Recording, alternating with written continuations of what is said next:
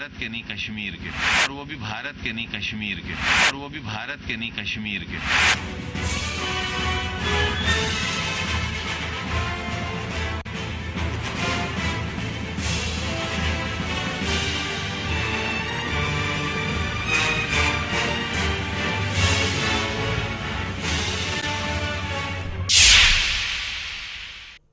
क्या देश में ऐसा कोई भारत माता का लाल नहीं है जो इसकी सजा दे सके?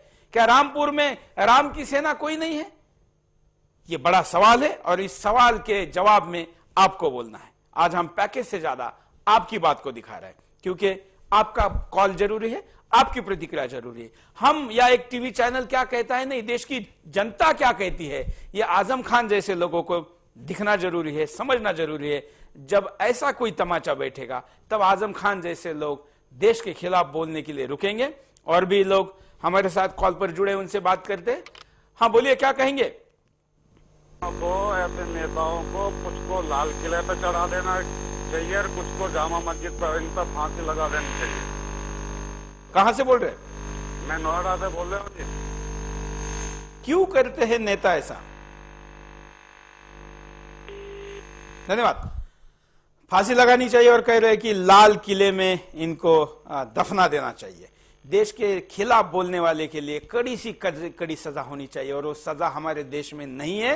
लोकतंत्र के नाम पर और स्वैराचार चल रहा है। स्वैराचार तक भी ठीक है शायद, लेकिन यहां तो देशद्रोह चल रहा है। इसलिए देशद्रोह बर्दाश्त नहीं करना चाहिए।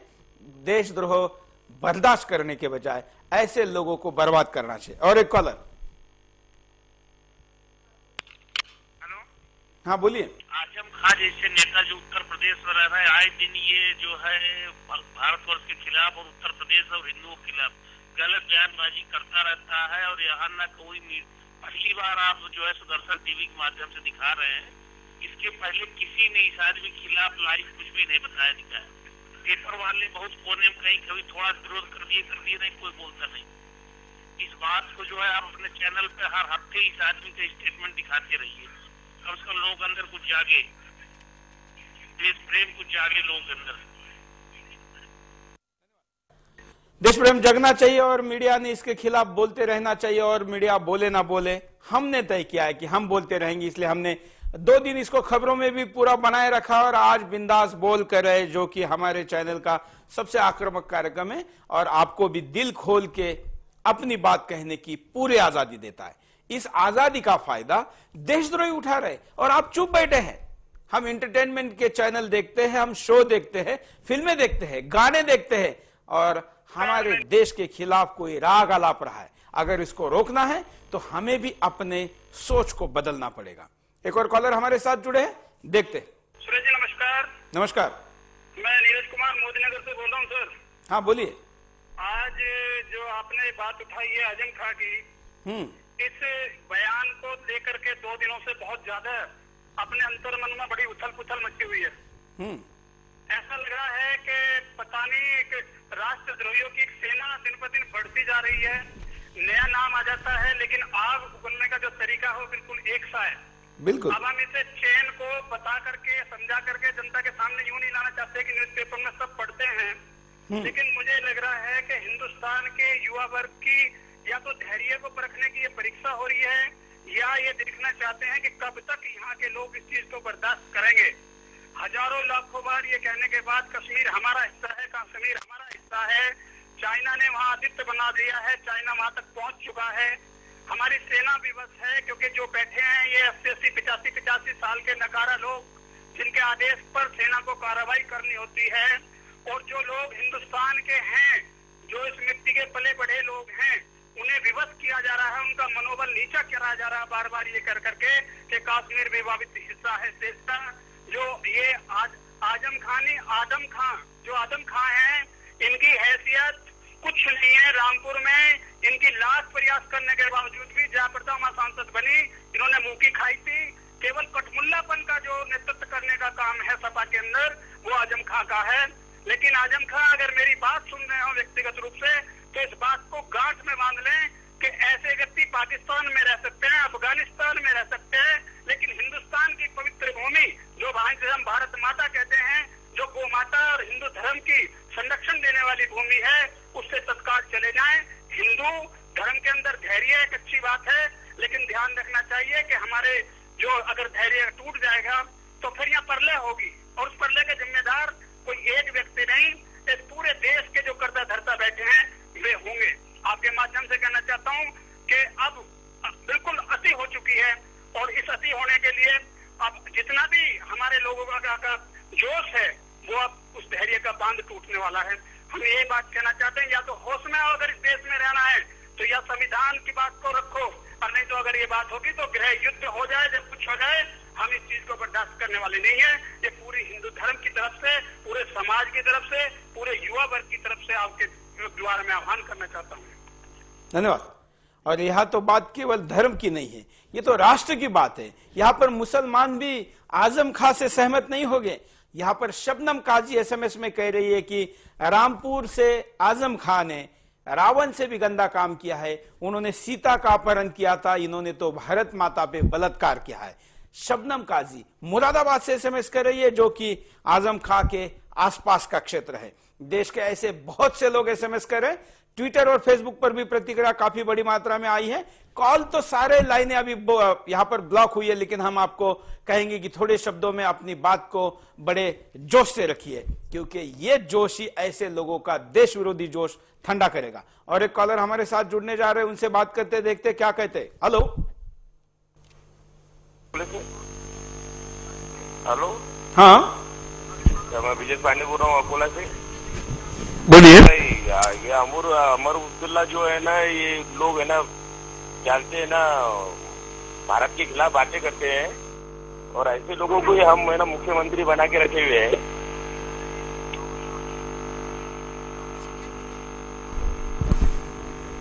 और इन लोगों को हमने मुख्यमंत्री बना के रखा हुआ है। नहीं, ऐसा क्यों होता है, आप क्या मानते हैं? कि हमारी सेना होने के बाद में भी 36 लाख सेना होने के बाद भी हम पाकिस्तान से हमेशा लड़ते रहते हैं, और चाइना जैसा देश ने हमारे 1500 किलोमीटर जमीन हमारी छीन ली है चाइना ने, और जब हम बातें करके ना उसका सोल्यूशन निकालने की कोशिश करते हैं तो हम कार्रवाई क्यों नहीं करते, और ऐसे लोगों पर सर कार्रवाई क्यों नहीं करते हम? धन्यवाद। बहुत बात आपने अच्छी कही है, लेकिन चाइना तो फिर भी हमारा दुश्मन राष्ट्र है, पड़ोसी राष्ट्र है, हमारे खिलाफ युद्ध कर चुका है और आगे भी करेगा। लेकिन इस देश में रहने वाला, अपने आप को इंडियन कहने वाला, या अपने आप को भले ही दिखावे के लिए भी क्यों ना हो भारतीय लोकतंत्र का हिस्सा कहने वाला एक नेता जब ये बात करता है तो उसने खुलेआम आके देश से माफी मांगनी चाहिए। हालांकि माफी भी नहीं मिल सकती ऐसे आरोप के लिए, लेकिन ये माफी अगर नहीं मांगी जाएगी तो देश की जनता इनको सजा सिखाएगी। एक और कॉलर। हेलो जी नमस्कार, मैं सुंदरलाल मोतीनगर से। नमस्कार, बोलिए। इस तरह से आजम खान ने कश्मीर को भारत का अंग है या नहीं ऐसा कहा है। इसमें राष्ट्रीय स्तर के नेताओं को ये भी पता नहीं कि हमारे भारतवर्ष की सीमा क्या है, तो ये कैसी राजनीति कर रहे हैं। पहले उमर अब्दुल्ला ने कहा कि कश्मीर भारत का अंग नहीं है, अब आजम खान कह रहे हैं कि ये भारत का अंग है या नहीं।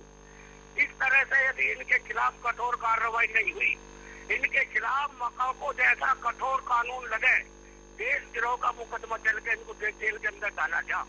आज तो ये कश्मीर भारत का अंग नहीं है, इनके ऊपर भारत सरकार कोई कार्रवाई नहीं कर रही। कल ये कहेंगे कि दिल्ली भी भारत का अंग है या नहीं, कल ये दिल्ली को भी भारत का हिस्सा नहीं बताएंगे।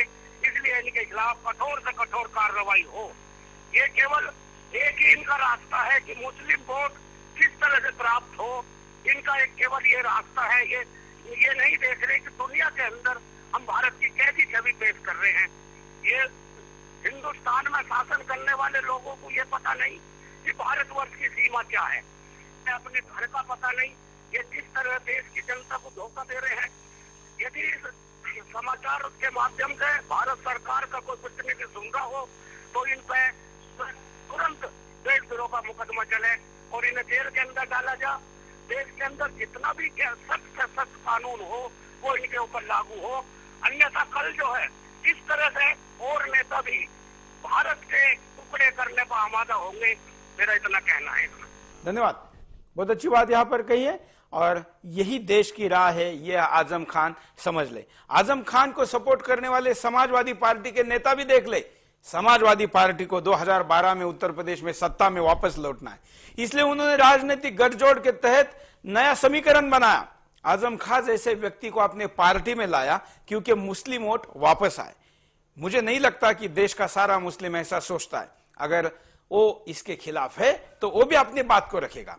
और ऐसे कई एसएमएस इनके खिलाफ यहां पर आए। अमर सिंह को सप्लायर कहने वाले यहां पर एसएमएस है, ठीक से लिखा नहीं है, शायद पढ़ने में आसानी नहीं हो रही, लेकिन एसएमएस का अर्थ यह है कि आजम खां अमर सिंह को सप्लायर कहते हैं, वेश्यावृत्ति का आरोप लगाते हैं, लेकिन आजम खां खुद पाकिस्तान की वेश्यावृत्ति कर रहे हैं। ये भेजा है SY काजी, ये बरेली से एसएमएस है। आजम खां समझ ले कि देश की जनता आपके प्रति क्या कहती है। यहां पर एक MMS आया हुआ है। MMS हम आपको दिखाते हैं। MMS आप अपने मोबाइल से अपने खुद की तरफ मोबाइल का कैमरा करके अपनी बात को रिकॉर्ड करिए और हमारे नंबरों पर भेज दीजिए, हम उसको कार्यक्रम में सम्मिलित करेंगे। एक MMS देखते हैं आपके स्क्रीन पर क्या कहता है। कहना बिल्कुल सही कि हमारे राजनेता जो है देशद्रोह का हिस्सा बनते जा रहे हैं। कश्मीर हमारे देश का हिस्सा है और रहेगा, और जो लोग कहते हैं कि कश्मीर हमारे भारत का हिस्सा नहीं है, वो देशद्रोही, उनको इस देश में आने का बिल्कुल हक नहीं है। बिल्कुल, देश में रहने का इनको कोई हक नहीं है, ऐसी प्रतिक्रिया दी है MMS के द्वारा। ईमेल भी एक आया है, एक ईमेल लेते हैं, ईमेल में क्या दिखाया गया है। आप अपने वीडियो मेल भी हमको कर सकते हैं। एक वीडियो मेल आपके सामने।